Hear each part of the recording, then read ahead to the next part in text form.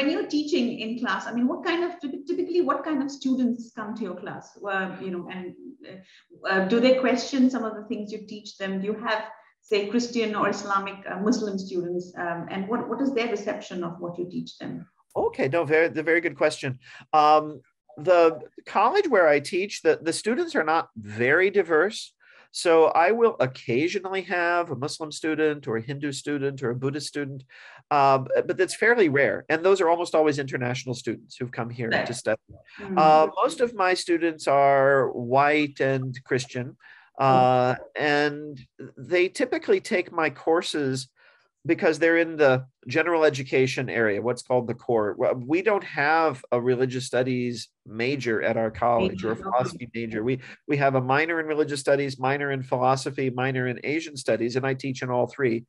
So this is something that students who are in another discipline will take to sort of as an elective. An elective. And no offense to their majors, but I've had students tell me, oh, my course is their sanity course, right? They've been doing, maybe math and science all day, or they've been doing business all day, and now they get to talk about something different, right? So I've had I'm very grateful to say I've had a lot of positive reception to my courses. My courses tend to be full. A lot of students take them, but it's only a few students who will go on and take, several courses and do maybe a minor in my field.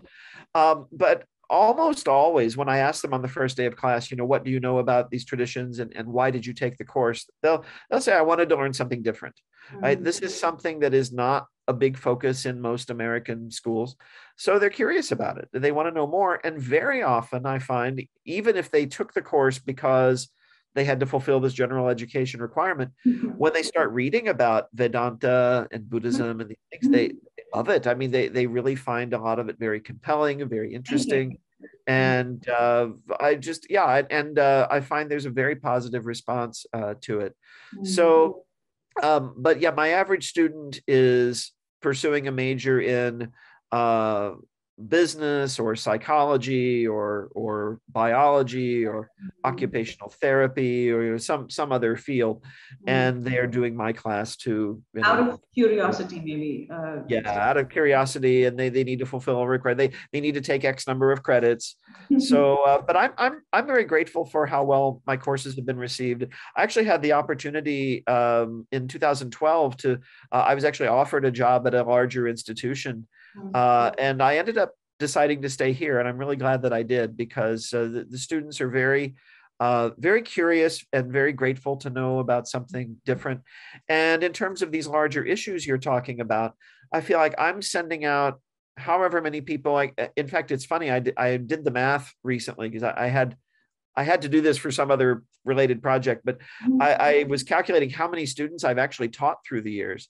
And it's a couple of thousand, right? It's amazing how it adds up over the years. Yes. And significant contribution, Jeffrey G. Well, so I feel that if, even a few people that's a tiny drop in the bucket in American society. But of course, I'm not the only person teaching these things and teaching in a positive way.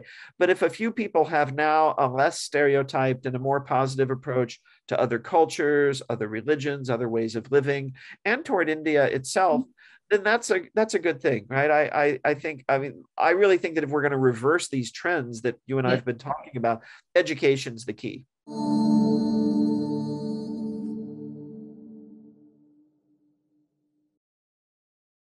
Please remember to subscribe to us and switch on the notifications for this channel. For our other social media links, more content, and to support our work, please visit citti.net. Dhanyavad. Namaskar.